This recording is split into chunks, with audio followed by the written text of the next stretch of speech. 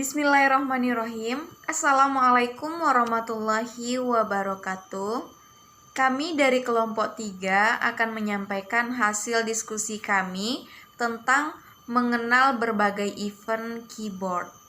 Sebelumnya, saya akan mengenalkan rekan-rekan saya terlebih dahulu. Perkenalkan, saya sendiri Dita Zuliani, NPM 191000093. Selanjutnya ada rekan saya Audina Honesti, NPM 191000095. Selanjutnya Merici Tarsi Bedday, NPM 191000097, dan Fardinal Dinata Putra 191000096. Baiklah, pada penyampaian yang pertama itu saya sendiri. Saya akan membacakan poin A.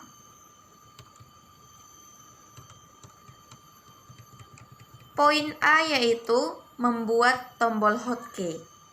Hotkey adalah jalan pintas atau shortcut dengan tombol keyboard yang ketika ditekan dengan sendirinya atau dalam kombinasi dengan tombol lainnya melakukan suatu fungsi. Cara membuat tombol hotkey pada aplikasi Windows 10 yaitu yang pertama, buka Start menu, kemudian drag aplikasi yang kamu inginkan ke desktop untuk membuat shortcut tersebut pada desktop. Kemudian, pada shortcut tersebut, klik kanan lalu pilih Properties. Selanjutnya, pada opsi Shortcut Key, mulailah membuat shortcut dengan cara mengkombinasikan tombol pada keyboard.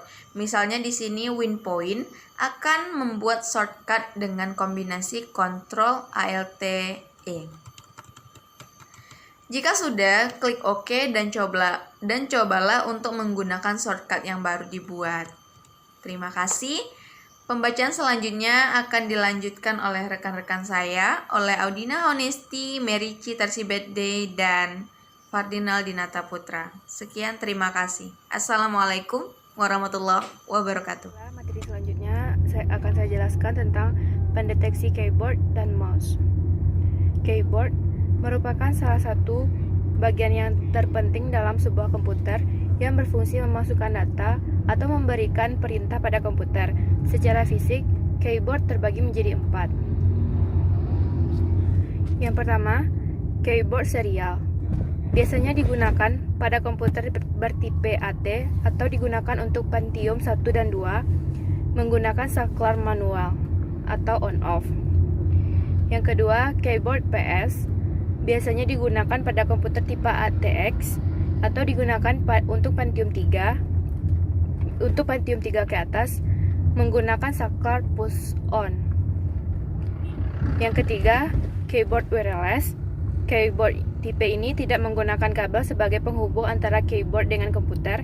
Jenis koneksi yang digunakan berupa Wi-Fi, infrared, atau Bluetooth. Yang keempat, keyboard USB merupakan keyboard yang telah umum digunakan oleh komputer pada umumnya. Kerusakan yang kemungkinan terjadi pada keyboard. Yang pertama, keyboard tidak terdeteksi oleh PC dan masalah terjadi pada tombol keyboard. Baiklah, saya Merici Tarsi Bedday dengan NPM 1910097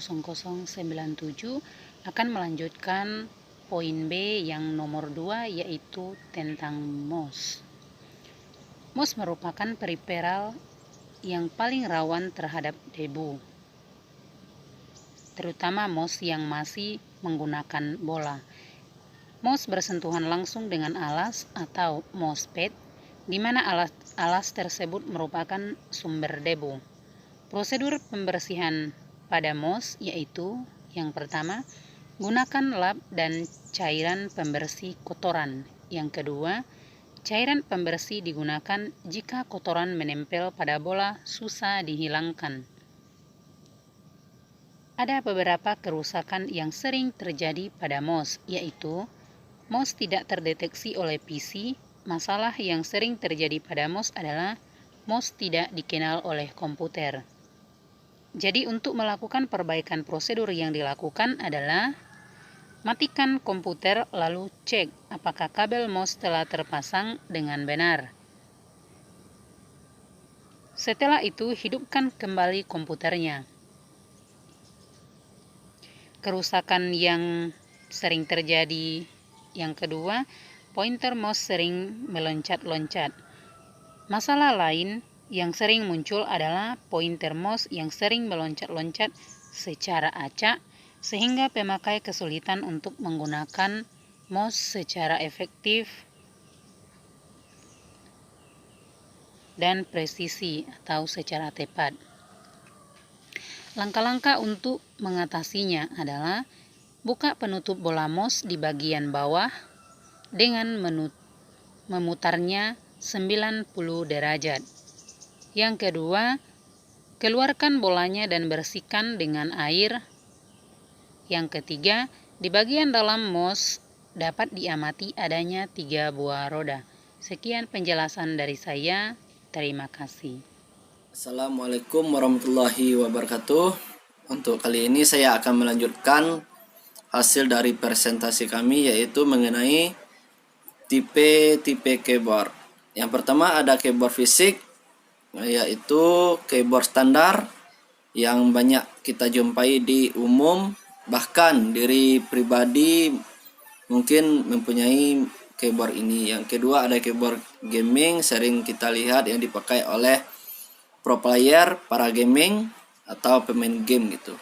Untuk ketiga ada keyboard guling atau keyboard gulung. Nah, yang keempat ada keyboard laptop yang kita jumpai di laptop kita masing-masing yang terdapat di semua laptop. Yang kelima ada keyboard organik, yaitu keyboard 2 jenis namun 1 fungsi. Nah, yang untuk selanjutnya ada keyboard non fisik. Ini jenis keyboard yang muncul di layar komputer. Secara otomatis kita bisa langsung mengetik di layar komputer itu tersebut. Untuk kita bisa temui sehari-hari di layar handphone atau layar HP, di layar netbook kita. Terima kasih. Saya kembali ke moderator. Baiklah teman-teman, mungkin hanya itu yang dapat kami sampaikan. Terima kasih atas perhatian dan mohon maaf bila ada kekurangan. Wabillahi taufik wal hidayah. Wassalamualaikum warahmatullahi wabarakatuh.